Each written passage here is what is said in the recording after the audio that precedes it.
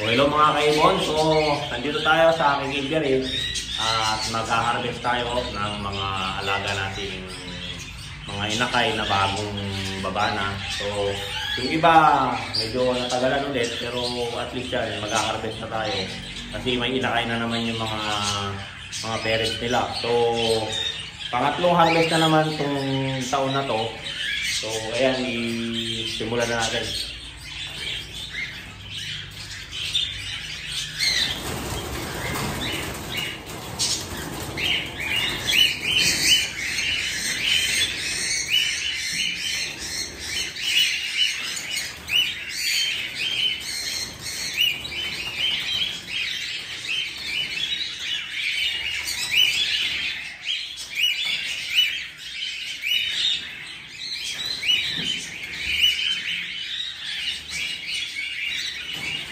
Kasi mga kaibon, may mga inakay lang, may mga kapatid na naman yung mga ibababa natin ngayon. So, kailangan talagang huli na.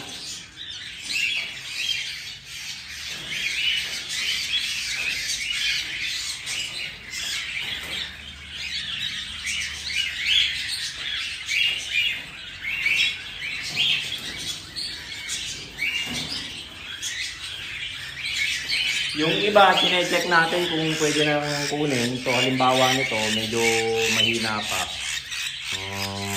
Hindi muna natin siya kukunin. So, medyo mahina pa siya. Mga isang linggo pa. So, ayan mga kaibon. Single factor siya. Possible na. Hen kasi ayan. Pero wala nga namin siyang hen pa rin. Pero mahina pa siya mga kaibon. Hindi pa natin kukunin. So, balik natin ulit. May napaka. Pero ito, may tissue na. May tissue na yung parent niya. So, yan. Meron pa sa taas.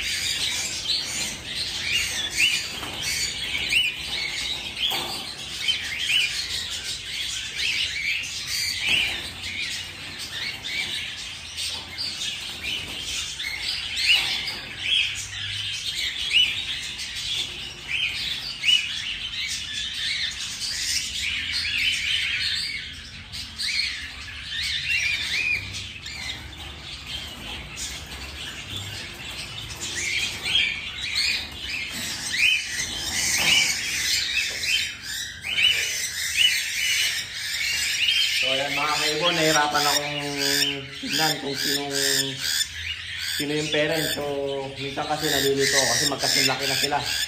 So ayan, napili ko na ito yung mga inakay nila.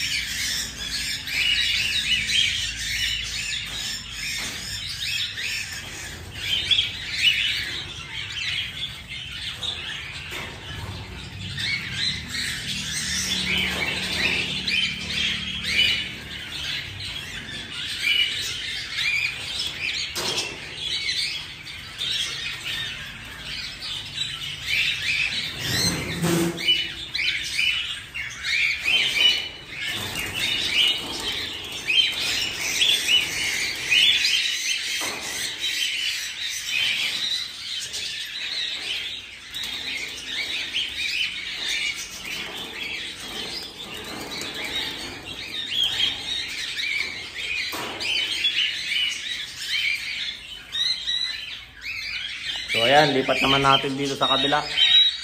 Ayan.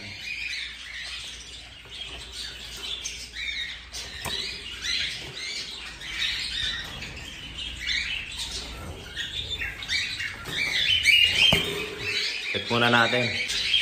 So ayan, dito naman tayo sa kabila para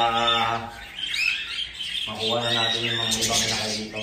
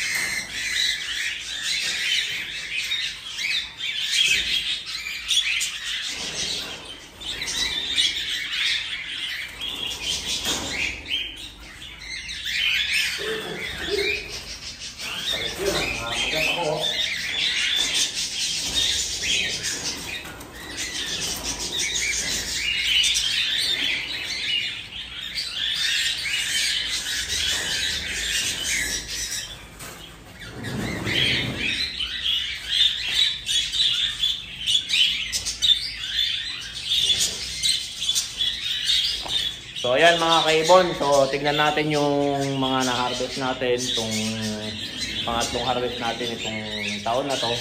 So makikita natin, so baliktarin ko muna yung camera para makita nyo mga kaibon. So ito yung harvest natin, mga silver lime na split follow sila, may single factor na 5 na ano to, may single factor siya na 5. So ayan, split din ng palo yan. Tapos white face din na single factor, 5 din siya. Split din ng palo. Then ito, mga split ng palo din to na silver line. So ayan mga kaibon. So dito naman sa pangalawa, itong pangalawa, dahil mga heavy pipe sila na split palo. So ayan mga kaibon. Isang clear pipe na palo, ay isang clear pipe na split palo, saka heavy pipe na split palo. So dito naman, lahat naman to is mga palo. Dalawang saddleback na palo, saka isang pearl pipe na palo, saka 5 na palo. Mga heavy pipe line sila. Itong dalawa, saddleback na palo. Yan mga kaibon, dalawa.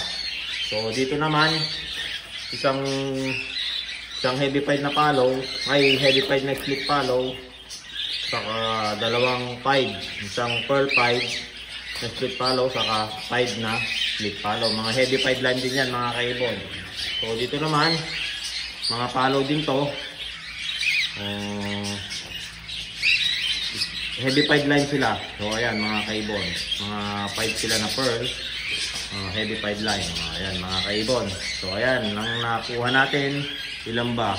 2, 6, 8, 10, 12, 14, 16, 17. So ayan mga kaibon, 17 po sila mga kaibon. Ayan ang nakuha natin. So 17 sila mga kaibon. May hindi pa nakuha yung iba. Tapos may inakay na naman. So ayan, lahat ng pinagkuhanan ko nito, yung parents ng mga to ay may mga sisiw na naman, nakapagpisa na. So ayan mga kaibon, ganyan sila kasipag pag nakakondisyon yung ibon. So open pa rin po ako sa pag-out lahat nito. So ayan mga kaibon, padagdag, ganun pa rin yung sinabi ko presyo. So ayan mga kaibon, marami na. So ito ngayon, ilalagay natin sa flight. So halos puno na lahat yung flight ko. Kung nakikita nyo lahat mga kaibon, puno na. So i-spread natin sila mga kaibon. So ayan mga kaibon, hanggang dito na lang. Salamat sa pagsama sa pag-harvest ng mga aking alaga na bagong baba. So ito, matagal na rin ito nakababa din sa cage na matagal na. So ngayon ko lang din hinarvest. So ayan, 17 po sila.